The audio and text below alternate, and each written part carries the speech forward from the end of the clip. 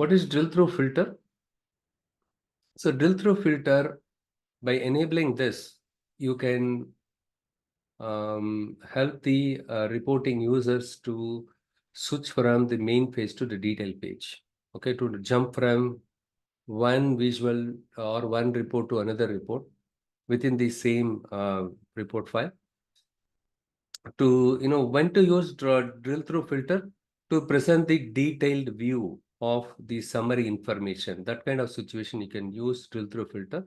What are the steps to implement drill through filter? First, you need to create an executive summary report page. For example, here I just close this one. This is not required. Yeah, I don't see.